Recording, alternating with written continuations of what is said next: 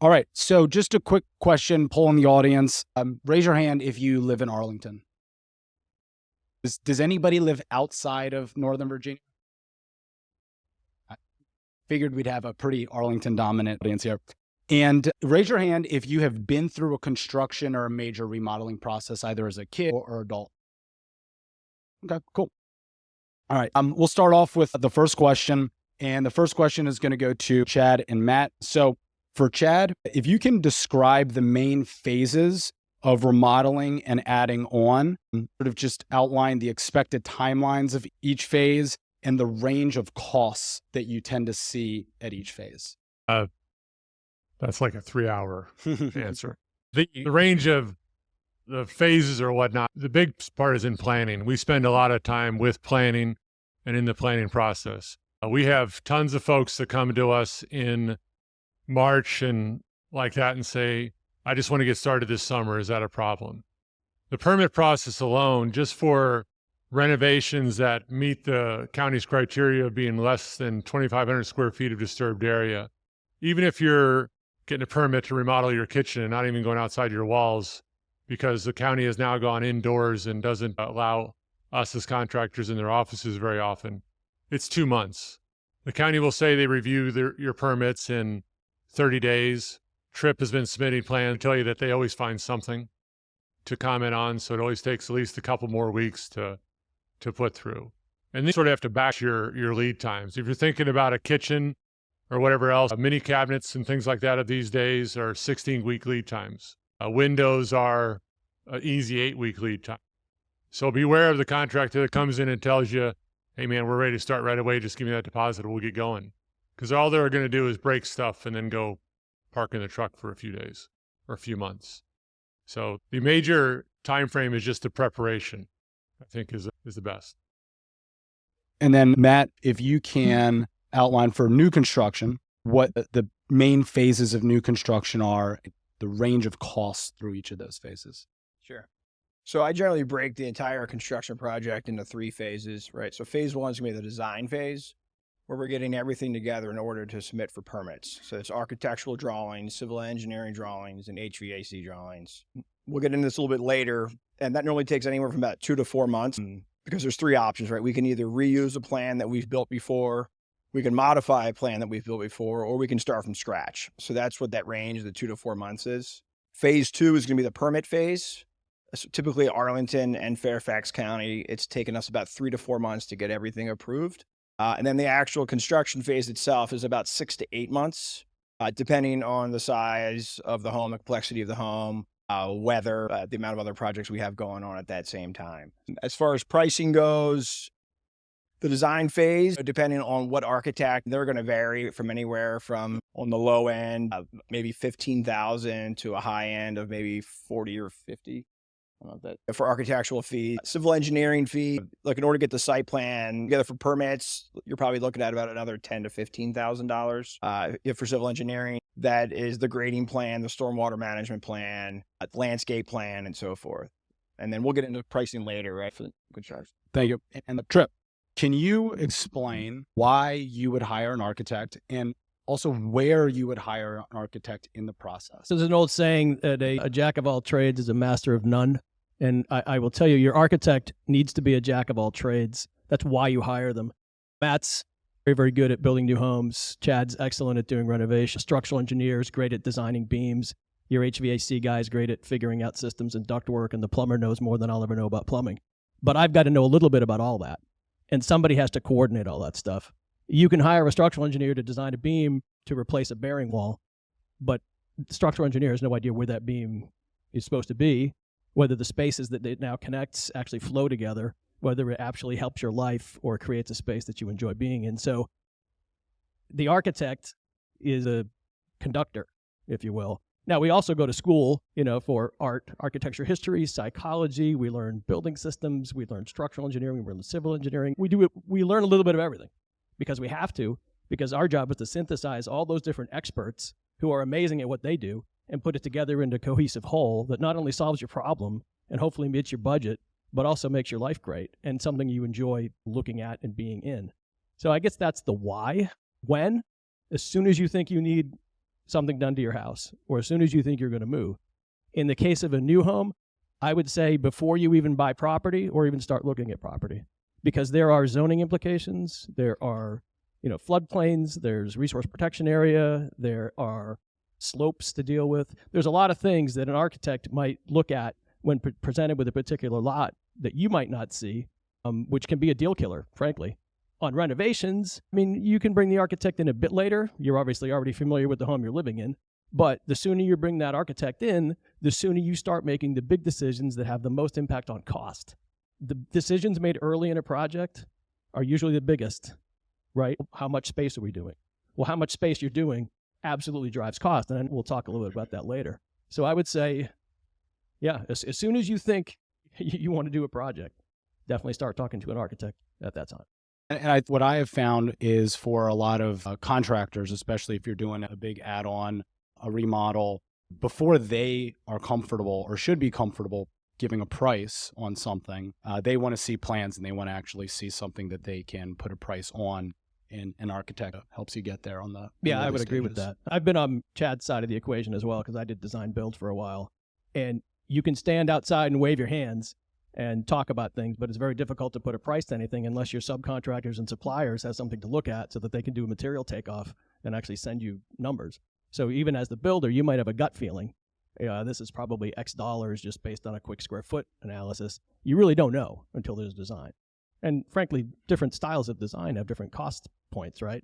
If you want contemporary with corner windows and wide open space, that glass costs more than drywall. It's going to be more than let's say a craftsman style house or a prairie style house. Yeah, like I said, the decisions made early in the process have some of the biggest impacts on cost. You mentioned design build. And so can you explain some of the difference between working with a design build firm who has that person in-house and does some of that in-house versus hiring an architect separate from the firm that you're building with? It's really about risk allocation. If you hire an architect directly, you are paying them to execute your vision. Now they, if they're any good, should have some idea of what things cost, and they should be working with you to establish a budget or working with the budget that you set. However, you assume the risk for that cost because the architect works for you. So you have control over the design, right? That architect is going to try to design exactly what you want. Now, a very good architect can work for design build, and I did this for a while. But let me tell you, the motivation's a little different because I now am working for the design builder, and while I want to be creative, I want to offer you everything I can think of, which could be a really neat way to solve your problem. That design builder has usually committed to at least a rough budget up front. So now I'm designing within that budget. And so you are allocating risk to the design builder who's now said, I'm going to build X for Y. However, you don't have direct control over that architect, so you may not see options that you might have seen had you hired the architect directly. There's no right or wrong way to do this. Design build's fine. I think it's better with new homes, frankly, because renovations are all slightly different, right? And it's so, with repetitive projects like with Matt does, if you can have a plan that you've built 6 times, well, you've got very good cost information. And you can pretty rapidly say to somebody, I can build this house on that lot on this schedule for this price. That works great. There's nothing wrong with that. But if you want something highly custom, or it's a renovation, which is tricky, you might be better off with the architect route. Thank you.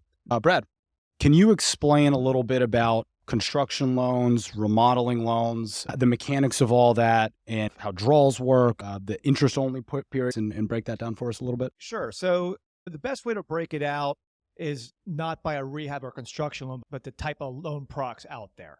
So the first one is called a HELOC, or a home equity line of credit. That's a revolving line. So like a credit card. So if you get a line for $200,000, you only pay the amount that you've drawn out against. So when you close on it on a $200,000 line, you haven't drawn on it, you're paying 0 interest. You only pay the interest as you draw out. Most HELOCs, I'm going to speak in general terms here, most HELOCs are for 30 years with a 10-year interest-only period that you can draw out and pay back off. After that period, the bank wants you paying the loan off. HELOCs go behind the first loan if there's a loan on the property. They are the prime rate plus a margin. So the prime right now is 7.5%. So you're normally going to 8.5% on a HELOC. The one negative about a HELOC is they use the current value of the home, not the after value of the home. So sometimes you're constrained based on the equity you have in the property based on the current value. The other option is to get a construction or perm loan. When you do that, there can only be one loan on the property. So any loan that you currently have has to be paid off by either paying with cash or rolling it into the new construction loan. If you do a 30-year fixed construction loan, we have a one-time close, which means you close before construction begins. The 30-year loan starts, and it's interest only during the construction period. So you're only paying interest on the amount that the builder asks for draws. After the interest-only period's over with, it fully amortizes for remaining years of the loan. So for example, if construction takes 12 months, it'll be interest only for 12 months, and then amortize for 29 years of the loan. And the draws, basically when you work with your builder, they'll come up with a draw schedule, and then the builder then submits the draws to us asking for those, and then we release it to the builder. But of course, every time a draw is sent out, the borrower is notified, hey, a draw has been requested, that you're given heads up the whole process. Come back to you with another question, but on the draws, Matt, can you comment on the difficulty of getting draws and what that process is like? And are some banks easier to work with for you? And does that affect construction at all? The bank that's providing those draws and the financing? So we work with a number of different banks, other ones that we've recommended or ones that our clients have found on their own. We generally break our construction draws into 6 different draws throughout the phase of the construction. I'd say there's not one bank that really sticks out to us that's been great or one that's been really bad. They all take about a week to 2 to get the draws. So once we request it, they'll send out an inspector, to make sure, that the funds we're requesting, that work has been completed before they'll release the draws. And back to you, Brad. So oftentimes when people are talking about or thinking about adding on to and remodeling their house, one of the reasons that they give is because they've got a really low interest rate on their existing home and they want to keep that and take advantage of that. Can you talk a little bit about the ability or difficulty of being able to hold on to an existing low interest rate on a house that you have? That comes to choosing between the HELOC or the construction financing. Because if you get a construction or perm loan, there can only be one lien on the property. So any loan that's out there has to be paid off. If you have the equity to do so, you can get a HELOC behind the first, but you always kind of look at the blended ratio. So if you have a $200,000 loan at a 3% rate and you get a $300,000 HELOC at 8.5%, it might be better to get the construction or perm loan. So sometimes you might need to give up that first one if it's better off doing the construction or perm. Okay, so the only way to hang on to an existing low rate is really if you can afford to finance the construction through HELOC, which is based on the value of the existing home, not on future value. So you can be a little bit limited in the amount of debt that you can borrow. That's correct, yeah. Okay. And how would you go about if you wanted to buy a house to tear down and build a house on your own? What does that process look like as far as being able to get a loan for that whole process? 2 ways. In a perfect world, the easiest way to do it, we have a one-time close. We can buy the lot and get the construction at the same time. That way you close one time and then you're off to the races. But in order to do that, you have to have all the builder plans and specs at the time of closing. Because once you close on a construction loan, you can't change it. It's been recorded at the courthouse, it's set. Around here, things go so quickly, you just got to buy the lot first and then get the construction loan later on after you work with the builder and get all the plans and specs together. So we help you out with the financing to buy the lot, and then we set up the construction loan after that. And we can do a no closing costs just of the lot, that we only paying closing costs once and not twice. So by taking out 2 separate loans, it makes maybe the timeline and the process a little bit easier. It gives you some more time to make decisions. But the downside is it's a little more expensive because there's 2 closes. Yeah, there's 2 closes. But again, we've got ways we can do a no closing costs on the first one, that we're only paying closing costs on the construction, not the first loan. And again, like in a perfect world when it's not competitive, you can work with your builder, get the docs, tell the seller to hold on for you. But we know these houses are going fast and they're not going to wait for that. So you have to buy the house first and then do the construction later on. Thank you. Jack, can you talk a little bit about the type of homework that you would recommend that somebody do if they're considering a major renovation or addition before they reach out to you or at that same time? Some things to think about. How many people in the room know what a plat is? Oh, you're so smart. You're way ahead. So that is the first question I ask folks. Send me a copy of your plat. Most have it, many don't. The plat tells us, in combination with your zoning, in Arlington, you have R5, R6, R8, or R10 zoning is the most popular. There's a few others sprinkled in there. If you have any sort of multifamily or townhome zoning, he'll buy your house. But we want to know what the setbacks are, what you're allowed to do, so you have a sense of what you can do. You can get into a situation, the zoning ordinance in Arlington was implemented around 1950. How many houses are built before 1950? Is that right? 19? I'm not an architect. I don't know exact dates. So most of the houses were built well before 1950. So a whole lot of houses sit in arrears to the current zoning ordinance. A little while ago, a decade or so ago, that Arlington County implemented, instead of getting a pure variance, a variance requires like 8 different things to come true. If you can establish that the setbacks that you're trying to achieve at your house are similar to the setbacks of a house in the neighborhood, you can probably get some sort of code exception. You can also build straight up over the existing structure as long as it's not a porch or garage. So those are the kind of things that you want to talk to. Getting back to their earlier point, I would encourage you to get all the players in the room early on. We refer our clients to lenders very early on so they can understand the process. There's many lenders that are beating themselves up to try to find new products because it's not the declining mortgage rate where everybody's refinancing 5 times in a year. So they're trying to get more creative in that. The earlier you can have an architect or designer involved, they can help you out a whole lot. You want to get all those minds and people at the table at once so you can figure out what you want to do. And then you need to figure out what kind of stove you like.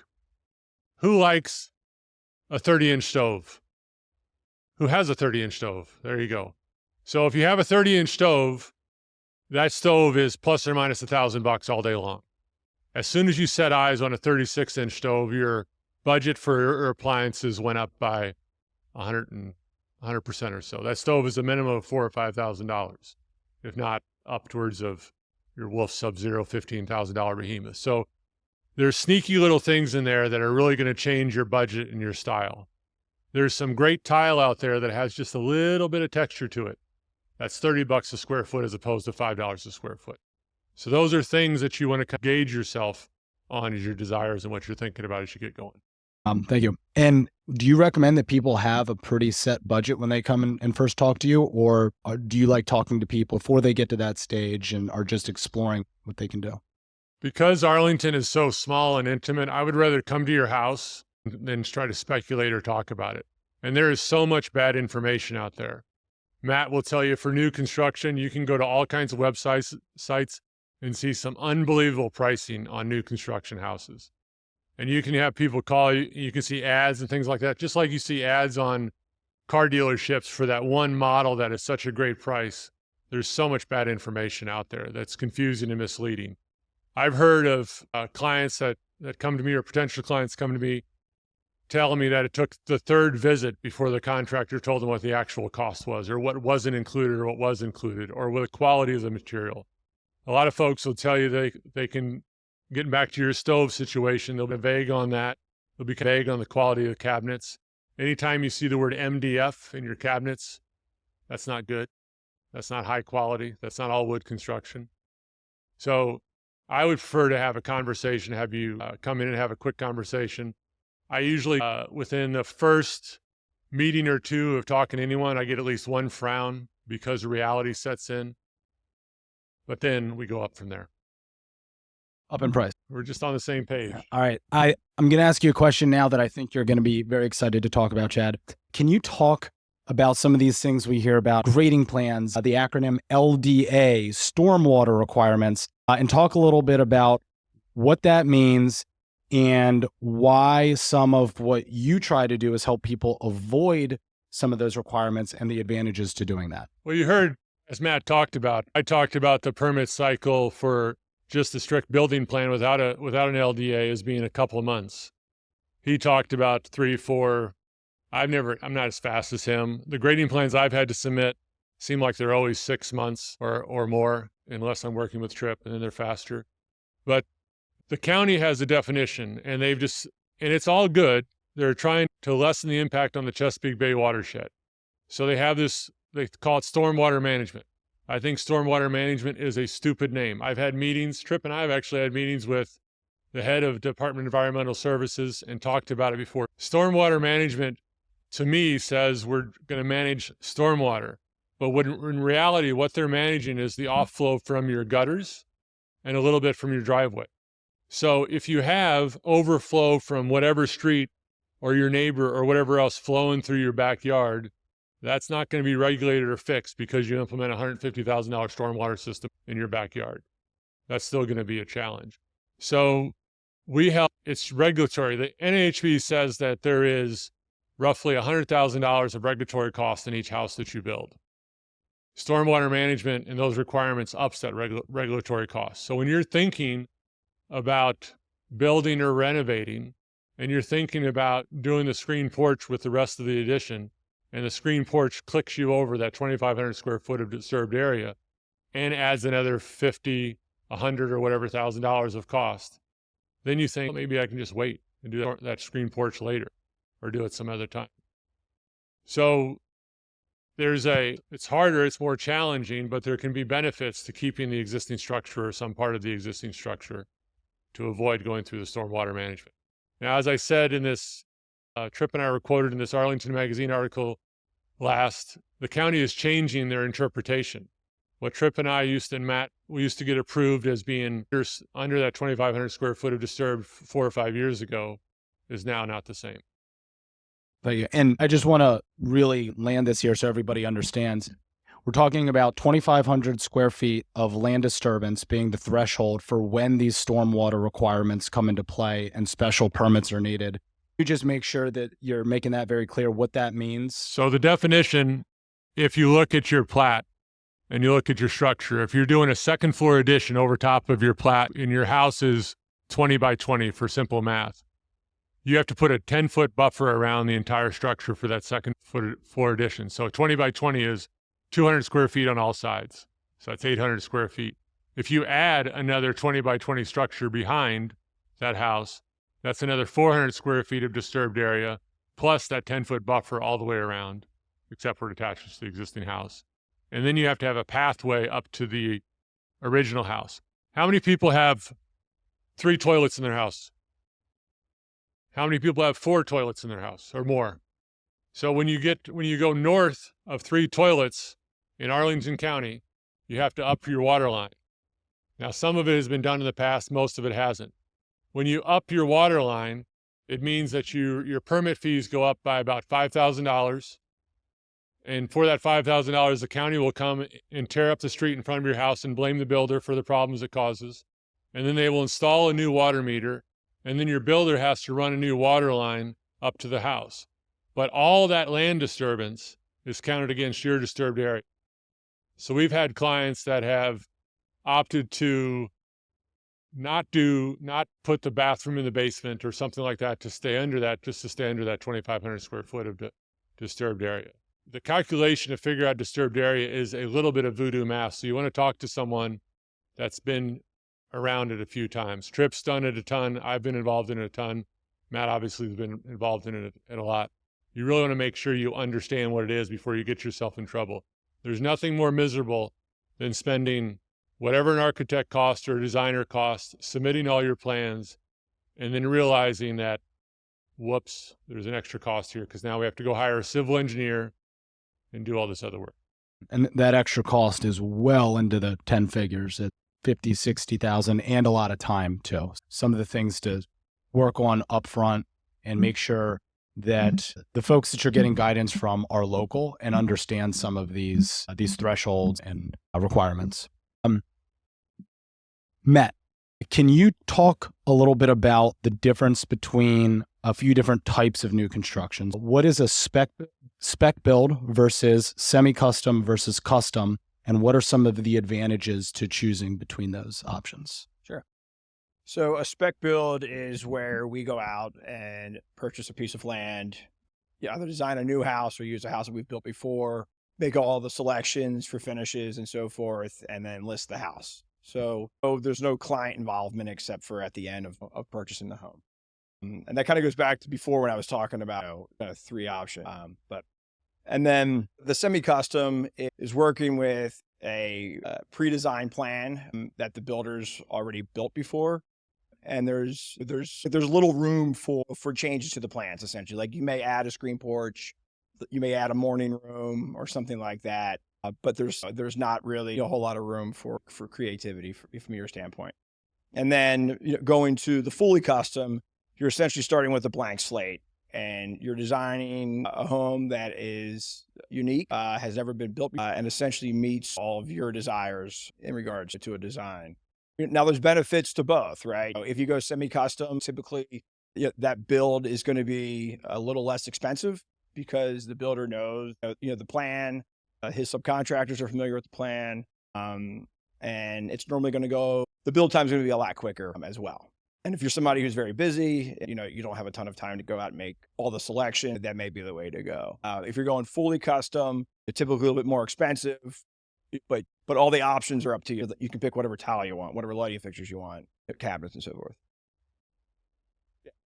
I would say that we are very much into the custom, and there is a whole lot of clients that don't know that they don't want custom until they come to us.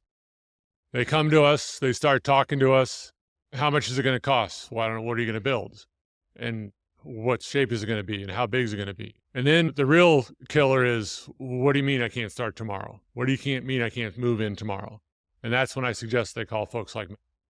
Because there is the ability to go, some folks want fully custom, and some folks want to look at a plan and then change the color of the paint or do something simpler. And that's their version of customizing their house. And they're much more suited for those type of builders. That's full customization for the week. It's not for a good marriage either. That's true. This is good advice. This is very good advice. You've got to brace yourself for fully custom. All right, Tripp, can you talk a little bit more about the use of an architect and working with you for feasibility and what a feasibility study might look like and cost if they just have some questions they want answered on what's possible? Yeah, I don't know if I can speak to how every architect does it, but I can tell you what I do. Maybe I'll step back. There's three basic fee structures for architects. I guess attorneys or anybody else. You can do hourly, right? The meter's running. And you pay for every half an hour that architect spends on your project. The benefit for you might be that he doesn't spend as much time as he thinks or she thinks, and then you pay a little less. And you're just paying for the time that you're using. There's fixed fees. I'm a big believer in fixed fee, but frankly, it's tough to quote a fixed fee up front when we're standing in the front yard waving our hands around, right? We don't really know exactly what the effort involved is going to be. And then there's percentage of construction. I actually don't know any architects in town that do percentage of construction anymore. It was sort of the traditional way where the architect said, hey, I'll take 7.5% of whatever the final construction contract comes to, which is a great deal if you're an architect, because if somebody picks Italian marble or some type of super expensive Viking rain, I get a cut. That's great. But that never seemed fair to me. So I like fixed fees, but I don't know what I'm getting into, and neither do you. So what I do as a feasibility phase up front, we call it schematic design. I do that hourly, but I cap it. So at least your maximum exposure. So I typically include 40 hours. If it's really complex, I'll go 50. If it's really simple, maybe 30. And at least somebody knows, hey, I'm not going to be exposed any more than X. What that process is first, it's fact-finding. If you think of me like your doctor, I need to diagnose your illness before I can prescribe your meds. So there's a lot of communication back and forth. I need to know everything you can possibly tell me. Pictures, diagrams, how do you live? Do you entertain? How many kids? Do you have hobbies? Do you have special needs? I need to know everything possible because I'm trying to solve your problem. I need to know your budget, right? There's no sense in me doing a feasibility study to get you a project that you're unhappy with and you're not going to hire me to do the rest of the job because, frankly, I make my money on the rest of the job. I don't make a lot of money on these feasibility studies. That's my paid marketing to get you happy with a plan that then I can go and do something, make a business out of it. So I learn all about you. And then we start with plans. It might be just sketched out. They might be in CAD. Depends on if we're doing a new home or renovation. If there's a renovation, I'm going to spend half a day at your house with a measuring tape and my laptop, and I'm going to build a little 3D model of what we're starting with. And I need your plat, like Chad said. So all this information comes in, and then we start looking at plans only because we're trying to solve a functional puzzle. Right? I probably know in my head, I've got an idea of what I want it to look like. You may have a specific style, especially if it's a major renovation or a new home, where we're going to have a little bit of a blank canvas. I'm going to ask you, do you like a particular home? If you're married, I would try to get you both to agree on a single picture. That's not always possible, but we try. And we look at the plans, and the first thing I ever show you is not going to be what we end up with, but I have to start somewhere. So we start somewhere, and you're going to have feedback. And we might go through 1 iteration, 2 iterations, 3 iterations. And at some point, we're going to say, yeah, based on the square footage, I think we're at this budget. This kind of meets your needs. You've had your input. And then I'm going to turn that into a 3-dimensional reality. Not every architect does it. I use 3D CAD because it's super, super helpful for me, frankly. And I can show somebody an almost photorealistic picture of what something's going to look like, and there's no surprises down the road. So when you're all done with my feasibility phase, you have a scaled site plan, floor plans, and some really nice 3D views of the interior and the exterior so that you understand the design concept. That's what you get, feasibility. That's your 40 hours.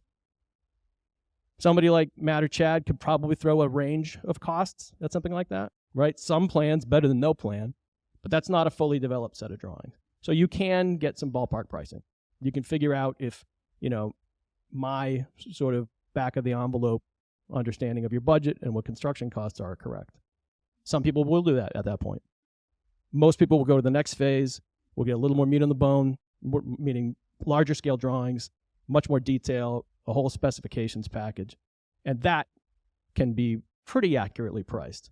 I don't like to let my clients get all the way through design, because if we find out at the end that I was wrong, then, I'm going to be stuck redesigning for you, and you're not going to be very happy. So I don't like doing it.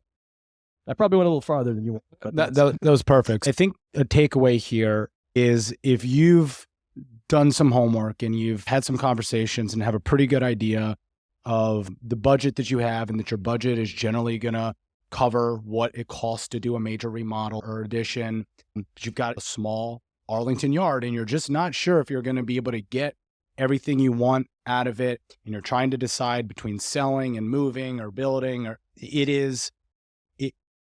that feasibility effort and that initial design phase, I think, can be a very good investment in helping you decide what the right approach is and if that is going to be possible for you. It is possible that you could go through that phase and you find out that you're not going to get what you want, but you've gotten real answers, and that's where the rubber meets the road in terms of making a decision on whether or not you are going to move forward with this major investment. And I think if you're not thinking about architect for feasibility and helping with that decision, that's what you should. I would just add that there's 2 ways to work with an architect. You can tell that architect, I've got a budget of $500K. Do what you can within that budget or what you think. Or you can say, here's my list of requirements, my wish list.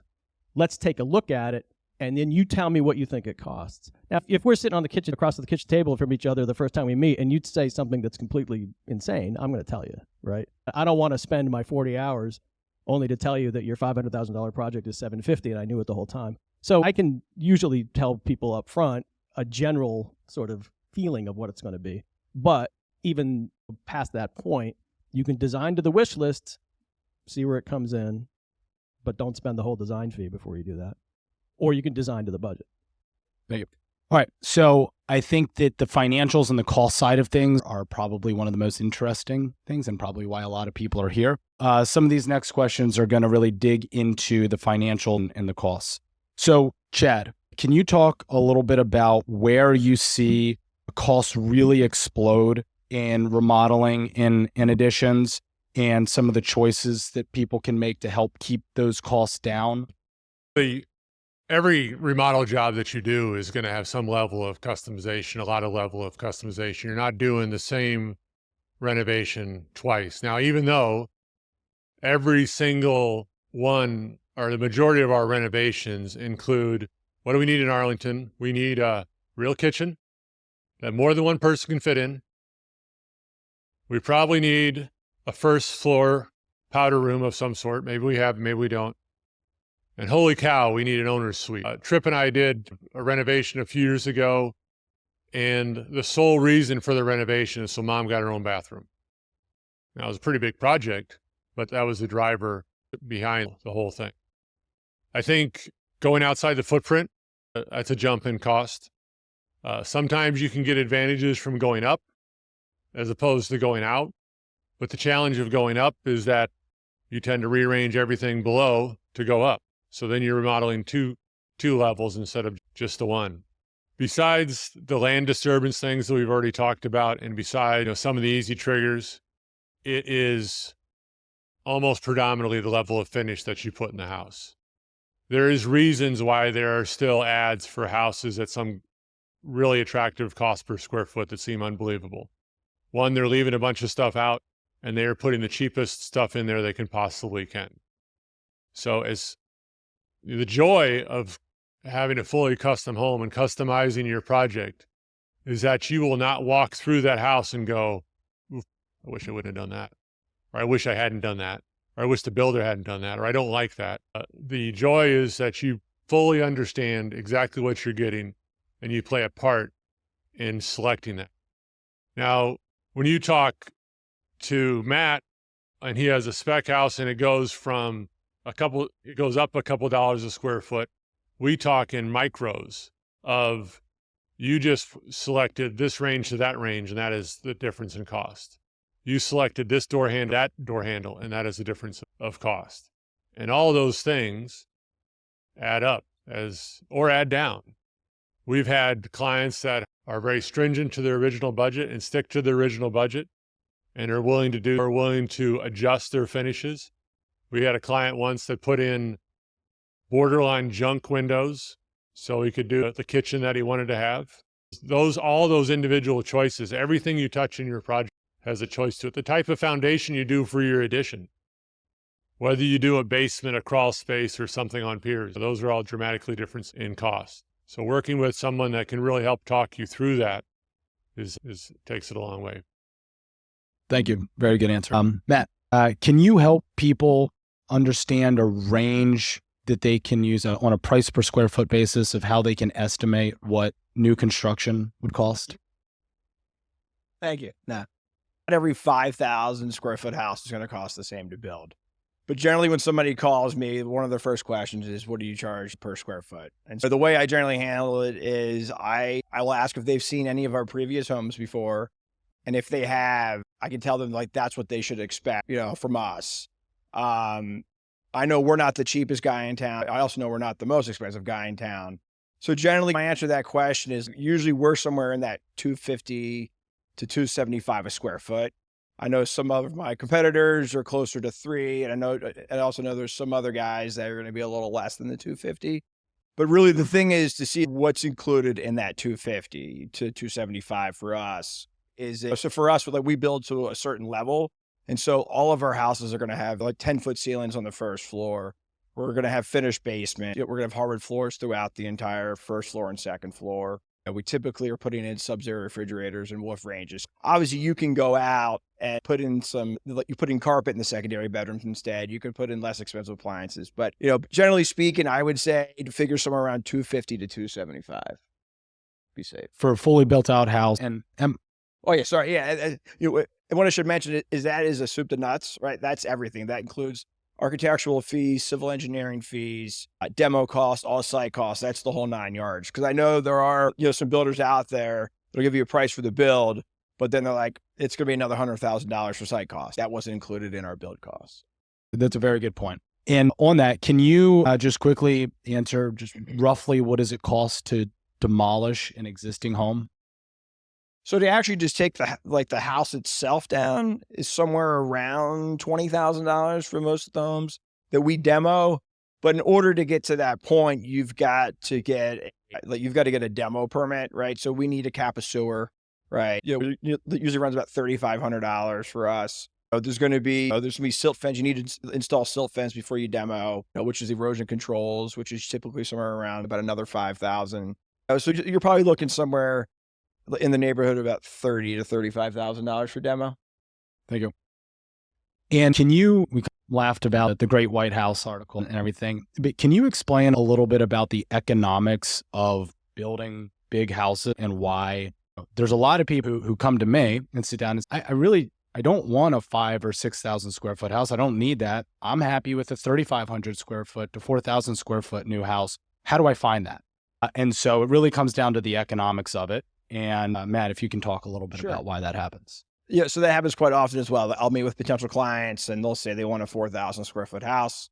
And I'll say, let's meet at one of our finished homes. We'll get in there. And they're like, if this feels right. And like all the rooms are the right size. I'm like, we're in a 5,500 square foot house. But, but at the same time, for us, like if we're building a spec house or if we're building a house for our client, look, we have fixed costs, whether it's a 4,000 square foot house or a 7,000 square foot house. The price to cap the sewer is the same. The price to demo the existing house is the same. So you divide those numbers by either 4 or the 7. Obviously, it's going to be more or less. Like we try to design our homes to appeal to a certain demographic, right? For most people that are going to be in Arlington with kids and so forth, like as far as number of bedrooms and bathrooms. And so generally speaking, the larger the house, the less per square foot it's going to cost. And I'll add to that from the agent side of it. And what Matt was alluding to is you're not saving a huge amount of money by going from, say, 6,500 square feet down to 4,000 square feet. But what you are giving up is a ton of resale value. And so particularly for a builder who's in it to make money and to be profitable, and there's not a consumer on the other side of that decision, he's trying to maximize profit. And it doesn't make sense for him to, and I'll just throw rough numbers out there, it doesn't make sense to save 10%, but cost yourself 25% on resale value. And for the folks who are getting involved to build custom, who come to Matt and say, all I really need is 3,800 square feet, 4,000, they might be happy with that. But then they ask themselves the same question. All right, I'm not saving as much money as I thought I would to build a smaller house, but when I go to resell this, I'm leaving a tremendous amount of money on the table. And so that's why you see such large houses, because there are very few people who are willing to make that decision to save a little bit and give up a lot on resale. And we could get into housing regulation and all sorts of stuff that would be fun that factor into that, but that's not today's discussion. Let's see. Brad, can you talk a little bit about interest rates, how interest rates and down payments compare for construction loans relative to a traditional mortgage? On a C2P, a construction or perm loan, generally they're about 0.25% higher than a normal loan. So if it's 7%, construction loan's 7.25%. We do have different varieties of construction loans. We have a 30-year fixed where the interest rate's locked for the entire 30 years. And we have ARMs, adjustable rate mortgage. Our most popular is a 7-year ARM. This is a 30-year loan where the interest rate's locked for 7 years. So like today, the 30-year on a construction was around 6.875 with no points, and a 7-year ARM was around 6 3/8. So a lot of people are thinking, I'm going to probably refinance the next couple of years. I'll do the 7-year ARM and just refinance when the rates come down. Now, when you purchase a home, there's a lot of different varieties of down payments. If you're a first-time home buyer and you're buying a home under $800,000, you can put 3% down. But we can do 10% down up to $1.25 million loan amount. On a construction loan, we want more equity in the property. So you're generally looking at 20% equity when it comes to a construction loan. But again, that comes off after the finished product. So that's a big down payment because it's the after value of that house. You got it. And there's not as much flexibility like you would have on a traditional loan where you could do 5% down or 3% down. But a lot of people like that already own the property and want to do the construction. The equity's already there usually. All right, Tripp, I am going to ask you a tough question. And Chad and Matt will have probably thoughts on this. I want you to answer it. Is expanding and remodeling an existing home less expensive than building a new home? Yes and no. So that's my attorney's answer.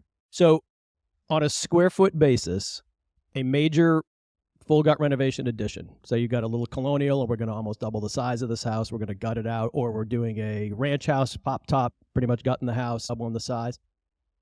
That's only less expensive because it's smaller. So using your number of $275 a foot, which I think is a pretty good number, You multiply that over, say, 3,000 or 4,000 feet, which is where most of my renovation addition projects ends up. That's a lot less money than multiplying 275 over 5,500 or 6,000. So it's not any cheaper, right? It's the same quality. You get the same sort of finishes. It's just less of it. The less you build, the less it costs. I mean, that's my take on it. I don't know if you guys have a different opinion, but that's generally why my clients will stick with a renovation / addition as opposed to going new. When folks get up close to 4,500 feet and what they want, I urge them to strongly consider knocking it down and starting over, just building new. In addition to having some higher ceilings, especially in your basement, and maybe a dry basement, there are other sort of big advantages to having a new home, and not one of the least of them is financing, because you're going to get a much higher appraisal on a new home, even at 4,500 feet, than you are on a renovated home that same size, because with a renovated home, the appraiser starts when it was built, so 1940, 1950, and they have to ratchet up from that. Also, there's plenty of new homes being sold around the county, right? So they're going to find another new home that was sold in the last 6 months in your neighborhood, and even if the house is a little bigger, they've got a good ratio. They know exactly what that house is worth. What are the chances that somebody in your neighborhood renovated their home, spent a year doing it, and then flipped it? Not likely. Right. The house flippers aren't going to do the extent, gut remodel that we're talking about. So your appraisal could come back low.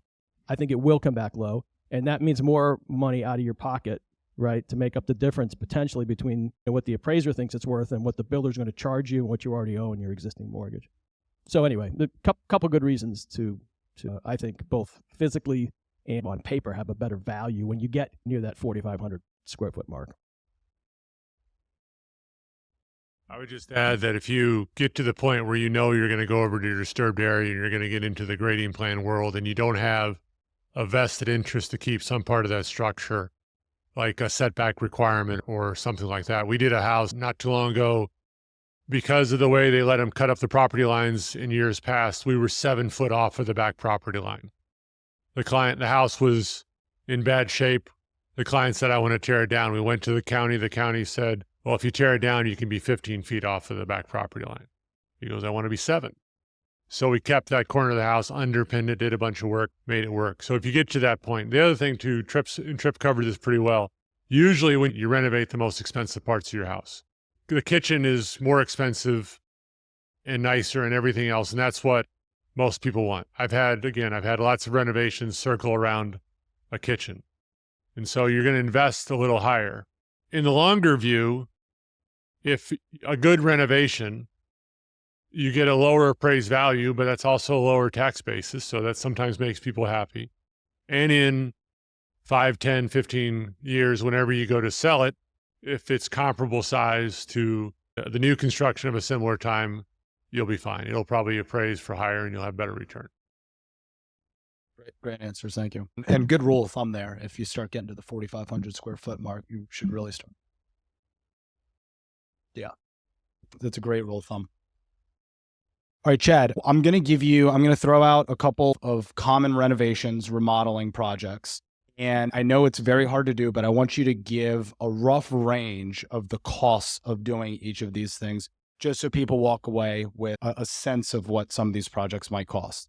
So for a kitchen, what would the range usually be? I think when you look at your kitchen, you list off the major components of your kitchen. You have your appliance package. Everybody knows you can go to Home Depot and find the $4,000 appliance package. If you're getting your appliance package for your dream kitchen, you're getting the nicer stove, the better refrigerator, a beverage center or two. Those beverage centers are not your dorm room refrigerators just because they're little and the same size. They don't cost $100 at Walmart. They cost $5,000, give or take. So our average clients spend around $20,000 on their appliance package. When you think about your cabinets, you go through and you think about, again, size. It's sold by the piece, it's sold by the box. So the size and the length of your kitchen matters. You can go to IKEA and you can get a quote in 30 seconds for an IKEA kitchen that'll probably be $5,000. Most of our clients, they're investing in all wood construction, no MDF. Most of them are still white, but we're getting more colors. We're doing better. We got a little more color into them. Most of them are post-COVID pricing in the 30 to 40 grand range. Certainly smaller kitchens are going to be less than the 20 and whatnot. When you think about your countertops, granite is all on the outs for some reason. So granite is going to be your least expensive countertop once you get beyond your Formica and your non-stone tops. But your granite is, for an average kitchen, is going to be less than 10 grand. You go into your Cambria, your Silestone, your something like that, you're going to be investing in the mid-teens for your countertop. Quartz is a cool product. Quartz is indestructible. If it's a pure quartz, it means that you can leave the hottest coffee pot, hot plate sitting on your countertop, burn the stuff out of it, and then you can clean that up. You don't have to seal it like you do granite or anything like that. So it is the most durable product. Now you can find inexpensive quartz. My mother-in-law did this up in upstate New York. She liked the design of the granite and all the fissures and the little design. So she got an inexpensive quartz that she has to seal just like granite. No idea why she did that. And then there's even higher end countertops. There's marble, there's quartzite. Quartzite is a natural stone, but it's a pure quartz. We had a client select about $40,000 in slab for a kitchen in the past year. So that's the meat of it, right? And those are the big variables. Every kitchen you remodel, you can get into situations where maybe everything's staying in the same place. And we talked earlier about permit requirements. If your sink is staying in the exact same place and your refrigerator is staying in the exact same place, and you're not moving any of the major items, you can theoretically pull and replace those cabinets and not have to get a permit because you're just pulling and replacing. As soon as you move the plumbing an inch, you have to get a permit. So in general, the old timers that built your house in the 1930s and 40s bragged that they could wire the house in a day because it was like 4 circuits. That's why when my wife turned on the hair dryer on the 2nd floor and I had the space heater on in the basement, that the whole house went dark because everything's on the exact same circuit. The average kitchen needs to be on 2, 3, 4 circuits at least. So in general, you're going to spend several $1,000s on electrical. You're going to spend the raw cost for most plumbers to move a fixture, install a fixture is around $1,000 a fixture, give or take. So you have at least $5,000, $6,000 in plumbing costs. You got $7,000, $8,000 and more $1,000. Depends. Each one of those recessed lights, cute little things, are about $150 installed by the average electrician. So all those add, and then you have management fees for folks like us. And we have dedicated project management, which a lot of folks do. So there's a cost and a benefit to that. The paint, the wallpaper, everything else. Most of your simplest kitchen remodels are going to be north of 100 grand, if not 150, and in that range. And then also you think about time. My poor mother-in-law liked the guy that was doing her job, let him go fishing, let him take a few days off. The kitchen remodel took, 4 months that she was cooking off of a hot plate. I get my behind kicked if I can't get it out if I'm doing just a pure kitchen remodel, if I can't get it in and out of your house in 2 months.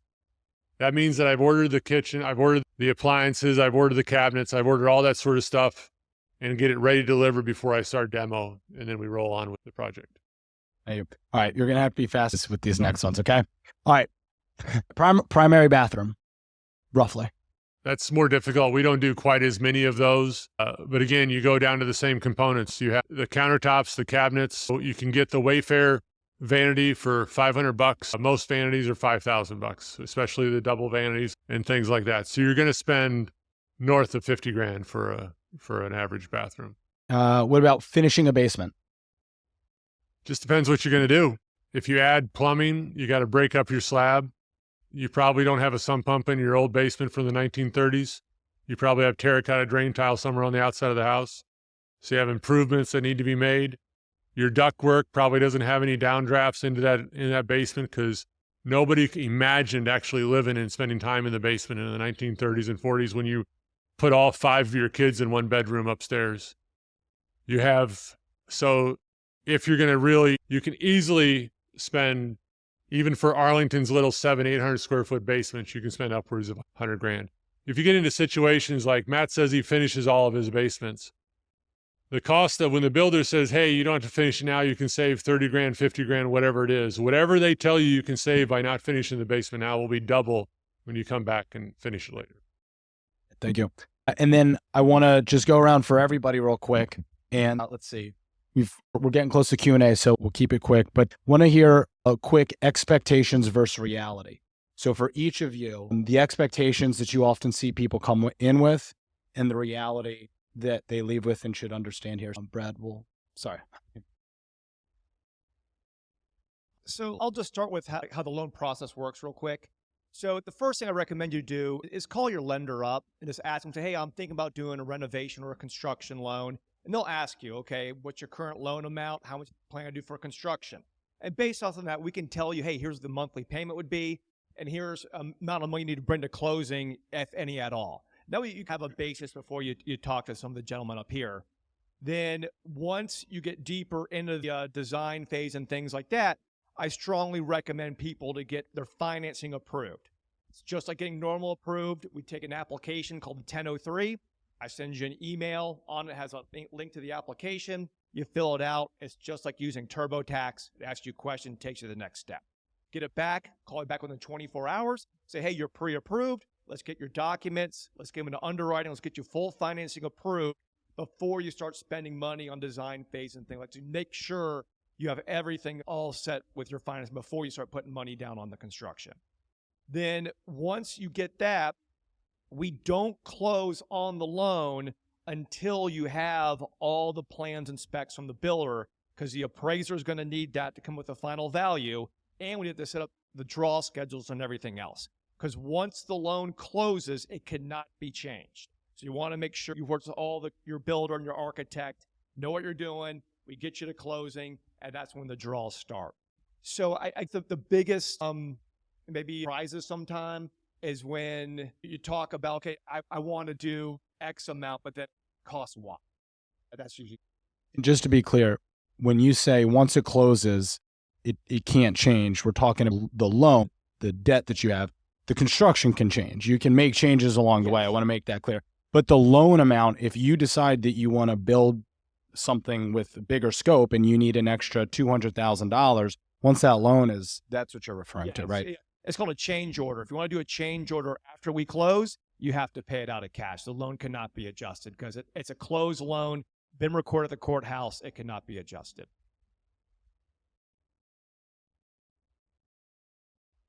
I'm not quite sure what you mean by the question, so I'll do my best. I typically can figure out if somebody has outsized expectations during an initial phone call or an initial meeting at their house. And if they do, I'm either not the right person for them, maybe they shouldn't even be doing a project, or they have to go back to the financial drawing board, because if they want what they want, then they've got to come up. So I'd say that's the biggest sort of cold water shock a lot of times in the first meeting is, wow, I really thought I could get more for my money. You know, that happens. In terms of the rest of the process, I don't really have horror stories about people not getting what they expect from the design process, from the permit process, construction. I try to work with really smart people. Chad has done several of my projects. And hiring a good builder really helps with the reality coming to fruition based on what you do expect. What you should expect from any architect is really good communication. If they're not talking to you, if they're not listening to you, they're not the right architect for you, because it's your house. Yes, it's the architect's create. It's baby. We want to have our little design signature, but it's your house. So you've got to get what you want, and the architect should be able to give you a very good idea of what that's going to, be in plan, what it's going to look like in 3 dimensions, and hopefully what it's going to cost pretty early in the process. So a good architect should not, you shouldn't be super surprised when you get bids back, and you shouldn't be super surprised when you're walking around during framing, and you shouldn't be super surprised when you see it at the end. You should have a really good idea about that very early in the process. And if you're not feeling comfortable, I'd pull the eject handles. I'd get out of there and hire somebody else. As far as when we get started, I try to lay the groundworks and be as transparent as possible to essentially avoid any conflicts or any issues during the construction process. So everything's spelled out in the contract as far as what you're getting, what your allowances are, and what we're going to build for you. Just setting the expectations from the beginning to avoid any of those issues, essentially. So there was a marketing class I sat in probably 15, 20 years ago, and they said there was a study done, and whatever the clients perceive to be reality will be the reality they hold on to, which means when you're in your very first meeting with the builder or the remodeler or whatever else, and we walk around, I try very hard not to get suckered into saying, ooh, what do you think that's going to cost? How much do you think that's going to be? Because or how long is it going to take? Because when I tell you the story about the house I built in 2010 in 4 months at $100 a square foot, that's all you're going to remember.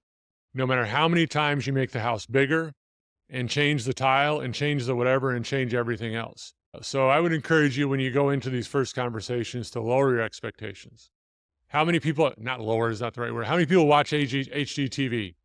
That is not reality. That will mess you up worse than those medical shows. Every time we have a sick kid in our house, we check it, WebMD, it's death automatically. So what we prefer to do, instead of talking to you in macros of this renovation could cost $700,000 or $800,000 and scare the hell out of you, we prefer to sit down and have a very adult conversation of, you want to add this many square feet, you want to do this kitchen, you want to do this appliance, is this what you want? I've had wonderful conversations with people that really want to, they say, no, I'm not going to do that, I'm not going to do that, I'm going to do something really simple. And I said, what kind of stove do you have at home? And they always tell me something with red knobs. And you're like, that's not the same sort of line. So just work yourself through the process, give yourself time through the process, don't make those knee-jerk decisions. And there's a certain criteria and there's a certain level of transparency, as Matt said, that your builder should do. We all have our big boy pants on. We've all been around this business for a while. We want to have good clients. The best way to have a bad client is to screw up that first conversation and mess up those expectations. Thank you. Very good answers. So we're right at 7 here, and I want to move into some Q&A. So we're going to be able to pass a microphone around and get some questions from the audience. But there were some questions that were submitted when people registered. One I wanted to start with to just start the Q&A process, and then turn it over to you guys, was a good one. It's, how do you deal with angry neighbors? Obviously, on these infill lots, we're very close to the neighbors. One of the requirements for us to get a demo permit is to send out tree letters, right, to the surrounding neighbors, just letting them know if any of their trees are going to be affected or not. And so it's like any good relationship, just keeping the lines of communication open, right? So stopping by, giving them a business card, letting them know that that my cell phone number is the one on the sign. If they have any issues, to please call. And just trying to stay out in front of it, that we have 2 full-time laborers on our staff whose job is to sweep streets and fix silt fence and pick up trash and make sure the job sites just stay clean. Just pretty much how we handle it. Yeah. I think it's great. I think most passionate constituency in Arlington is the trees people.